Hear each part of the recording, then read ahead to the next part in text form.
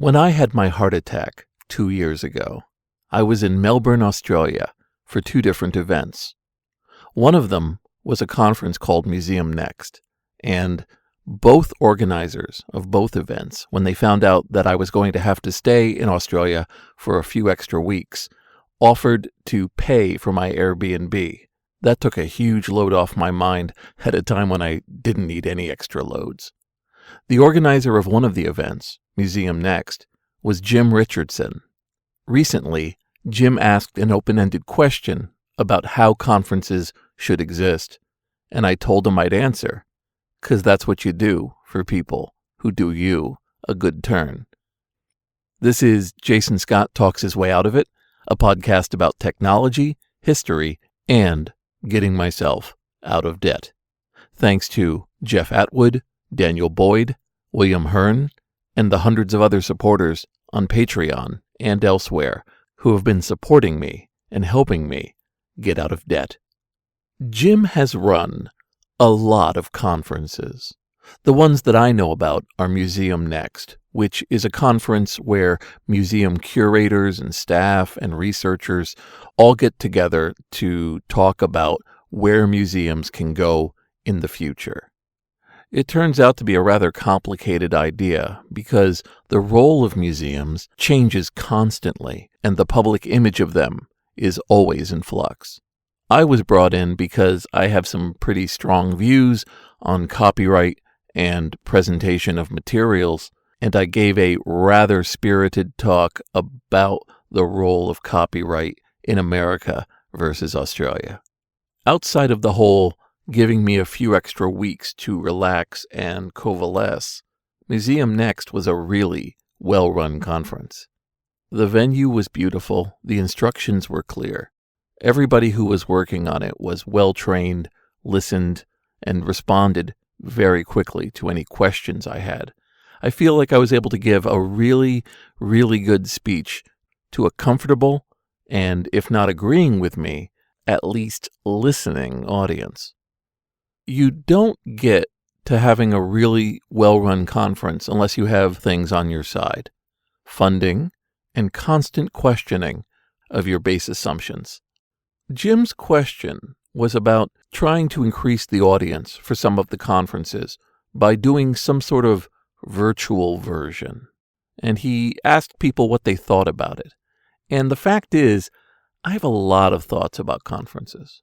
I've attended many, many over the years. I've gone to ones that were run by small families. I've gone to ones that were run by institutions, publishers, professional conference organizers. I've kind of seen a little bit of everything. For many years, the only kind of gathering I ever went to would be things related to BBSs. The OSNI BBS meetings in the Galleria in White Plains, a couple 2600 meetings held in Citicorp Center in New York City, and later BBS meetings in Boston and Cambridge, where places like Cafe Aventura, the Prudential Building, and Au Bon Pain's patio reigned supreme in my memories. But these were all gatherings at best. They didn't have an agenda. They didn't have some sort of printed invitations. You either knew how to get there because you were on the right BBS or you read 2600 magazine, or you were completely in the dark. They weren't recorded, obviously. There weren't professional presentations in the Boston meetings, although I've been told that other meetings did have those. What they were friends connecting, giving an opportunity to trade items if you were doing floppy disk swaps or computer components, a way to chat people up, meet new people, discuss things that were on the boards, just being social. The functionality of these gatherings was merely to bring along a human aspect to something that would have otherwise been totally virtual. When I first heard about hacker conferences, things like SummerCon and DEF CON, my initial response was one of true and utter paranoia. I just saw no potential upside to traveling across the country into some sort of gathering of self-professed hackers and troublemakers, and then leaving myself open for a weekend as an easily identifiable person to keep track of later. No real upside. So I didn't go. I didn't really attend any technology-based conference until I was 28, and I went to my first DEF CON conference. The reason I changed my mind was that in 1998, I had started textfiles.com, and if I had ever been worried about painting a target on my back, I had already done it in bright fluorescent with multiple arrows and flashing lights to make me quite the easy target day in and day out. Why not just go to a conference then? By that point, DEF CON had been going on for 6 summers, and people told me it was a lot of fun. If DEF CON is your first conference, you have some pretty warped ideas about how they go. I had a really good time. It was all very strange, and I discovered, to my delight, that I was capable of keeping an audience interested during a full presentation. More importantly, once the floodgates were open with DEF CON, I just started going to lots of conferences. Certainly a lot of them were based around hacking and computer security. DEF CON, Hope, Freaknik, Nauticon, Rubicon, DerbyCon. I made the rounds, but I also started going to other conferences. I hit fan-based gatherings like Comic-Con or WorldCon. I went to very small conferences I've long since forgotten the name of, and really huge things put on by O'Reilly or the Game Developers Conference. I got to see, in other words, all the different ways that organization helps and hurts when you put together these arbitrary gatherings of folks. I started making it my one and only priority at conferences to speak at them, to come up with something that I could give a presentation on and talk to 200 or 300 people at a time. It's very important to me to get on stage and talk about subjects that are meaningful to me and that I think will improve knowledge, both on the side of my audience and myself. Nothing makes you recalibrate what you believe in than having to talk about it on stage for an hour. Getting an audience reaction, getting reactions after that, it is a really good feedback mechanism. After I became known for making documentaries and other types of talking, I started to get invited to conferences I would have never thought of, never gone to. A typical example would be Bacon, where it was a conference talking about development, but also bacon. Every morning of the conference, free bacon breakfast, but also some really insightful talks I would have never encountered otherwise, including an overview of how GitHub worked with remote workers.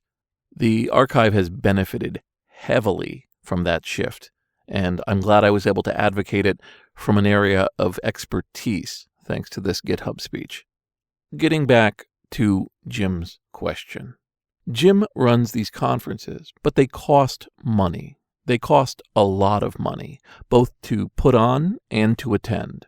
If you're somebody who wants to attend a conference, it's not just the admission price. It's the flight, it's the travel, it's the hotel. My estimate for most DEF CONs is that attending them, even with a speaker badge, and going to Las Vegas was costing me about $1,000. Similar for other events. I mean, there's all sorts of ways to save money on it. Sleep in your car, stay with a friend, bring your own meals. You can definitely shave a few dollars off here and there. But on the whole, it's going to cost you. And this leads to the fundamental question: what are conferences for? Why do we have them? Why do we assemble people to talk about a subject, to have vendors around that subject, to have speeches, to have meet and greets, to have a product, a company, a process, maybe an industry like games or cheese making? Maybe it's about a specific event. Maybe it's about a specific cultural product. Regardless of the subject, of the thing that the conference is for, they often all share the same components. They need big rooms for people to meet in. They need to charge money to make up for how much it costs to rent the space. They need to have organizers who put together the programs, the schedules, contact the speakers, reimburse the speakers, come up with the insurance costs, pay for the catering or the food, or come up with a list of places you can go to get your own food. There are, and I have experienced this from all sides, 1,000 different ways it can all go incredibly wrong. The reason that hotels tend to run a lot of conferences is because of the amount of headaches it removes for the organizers. They don't have to think about where people are staying. They don't have to worry about heating a place or getting chairs put out or making sure that there's food and bathrooms and functioning sound systems. It can all be handled as part of the hotel package. Some hotels are cheap. Some are rather expensive. In some cases, you get staff assigned to you. In other cases, you're kind of on your own. There are alternative ways to do this, of course, ways to be really exotic, maybe renting out a farm. I went to a demo party that was held in a farmhouse that had private rooms but also bunk beds for people to stay cheaply. And then comes the curation. Coming up with the people who will speak at your event, the folks that will draw in attendees, the guests of honor that you'll bring in from around the country or the world to speak on the subject that your conference is about. Recent attention has come to diversity in conference speakers, but there's a whole other range of problems that are there anyway. Different speakers have different needs. Some won't speak without being paid a certain amount. Others may not be able to make it even though they said they did, or they want other considerations for their speech. Just the AV concerns can drive someone to distraction and be a full-time job for just somebody on the organizing staff who's not even doing the AV.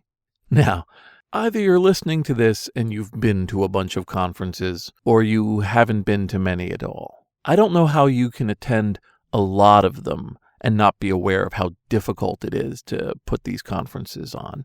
And if you've not attended a lot or any, then you're probably a little surprised at how much can go wrong and what a miracle it is when the amount of things that go wrong are relatively minimal. Congregations of people are difficult. Getting them focused on something is difficult. The potential for things going wrong is huge. The question that Jim Richardson put out was, what about virtual conferences? And to that, I simply say, a virtual conference would be a great idea. It's a way for folks who can't afford all of those flights and costs and who can't leave where they are for extended periods of time, getting involved and learning about a subject they care about. But I also believe that if one chooses to put on a virtual conference, they need to use the same level of care, of concern, and staffing that they do with a regular conference. The main advantage virtual conferences have on the organizing side is the ability to use a lot less resources to make something that sort of seems like a regular conference. But it's also my firm belief that one of the most inefficient ways to provide information and education is the conference format. A single person up on stage with a series of slides or images, or maybe none at all, talking at a certain rate to hundreds of sitting people. I'm not 100% sure that's the way to go. Those hundreds of people need to be fed. They need to be sheltered. They have their own agendas, their own time frame. Maybe they come in late, leave early. Maybe they spend the whole time reading email. Maybe they sit next to somebody and the two of them engage in a conversation that drives everybody nuts. And if you're a speaker who's not used to that, you pause out, you try to respond. The potential for somebody to interrupt and start just asking questions, and I've seen that more times than I would like, it's huge. People are people, and a room full of people is a beast unto itself. In a virtual conference, you can get rid of many of those aspects. Everybody connecting is there because they want to. if you've made it time shiftable, people can come to it later so that if they don't understand what's going on, they can rewind it, play it again, and still get the most out of it. But unless all the people watching have some way to communicate with each other, have some ability to either leave commentary, add links, or find out who else is watching and why they're watching, then you're not much of a conference at all. You're at best a YouTube playlist.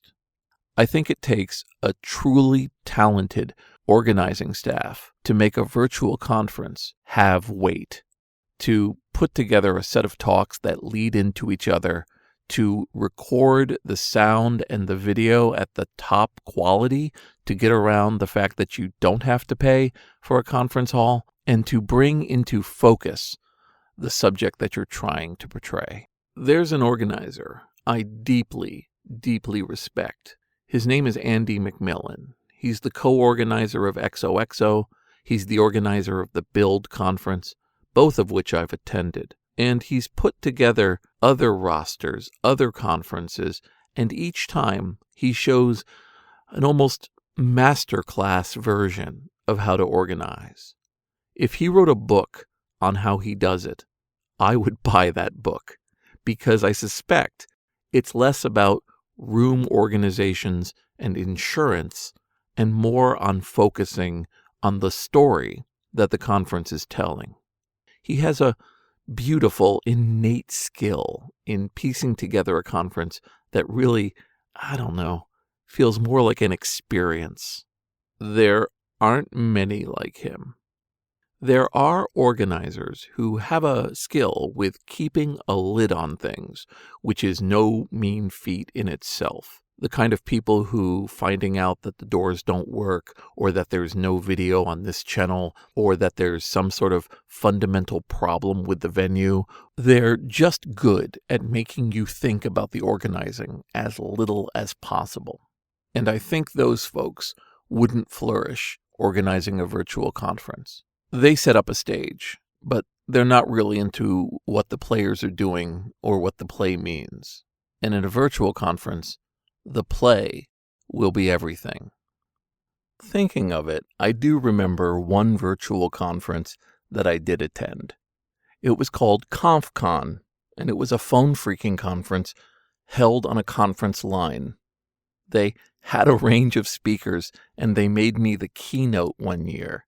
And so I guess there's some lessons to be learned from that. ConfCon had a schedule, and it did have a list of speakers, but obviously it had no venue. It only required people to call into a phone conference. I thought it was really important to give historical context to how important conferences were to phone phreaking. Once phreaks discovered that there were these bridges that people could call into and talk to other phone phreaks for hours on end, it changed utterly the experience of phone phreaking. Suddenly, you had a social group. You had voices that could tell you things or make fun of your ideas or roust and joke and jibe and reach out and connect with people. It was a whole other plane to what was otherwise a rather solitary hobby. It was important to me that ConfCon start out that way. All the recordings from ConfCon are online, along with most of the conferences I've spoken at. I think in the realm of time, those recordings become what the conferences are. They're the ways that people can refer to what was spoken about, that you can see where someone's thoughts go as they speak over the years. It's really important to me that these performances, and they are performances, persist and can become part of the canon of history, of reference. And as our technology becomes better and better at working with audiovisual materials, turning them into searchable and reference-ready documents is inevitable. Nothing makes me happier than a person who maybe doesn't have the means or the time or the opportunity to go somewhere to do something, instead finds themselves with the materials that can let them experience most of what that was at home without it also being a sacrifice. One of my talks, How I Got Sued for $2 billion, is already north of about 1.2 million views on YouTube. And while there were about 1,500 people in the room that year, the fact that many thousands more have been able to enjoy the humor and the lessons there, how could I not be overjoyed? I hope we see this going forward. I hope we see conferences that exist only online, that are jumping off points for learning more about subjects, for learning more about people. But I think it has to take in some of what regular conferences have always provided, a space that folks meet up with others of a like mind that they wouldn't otherwise know about, who never forget that the purpose of conferences is to connect and to have ways to connect to others, even if they've only known them through a screen. This is Jason Scott talks his way out of it, thanks to Forrest Fuqua, James Bekoyanu, Mark Pilgrim, and the hundreds of other supporters on Patreon and elsewhere who have been helping me get out of debt. I just want to follow up and say that while Jim Richardson was one of the key people in covering my expenses in staying in Melbourne, there were at least a half dozen other people who had been organizing things both at ACMI and MuseumNEXT, and who all came together with support and a lot of caring to make sure that this unexpected event in my visit to Melbourne was as little a disruption as possible. Thanks to all of you.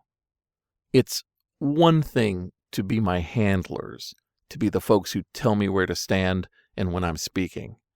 It's another to be a friend. Thank you again.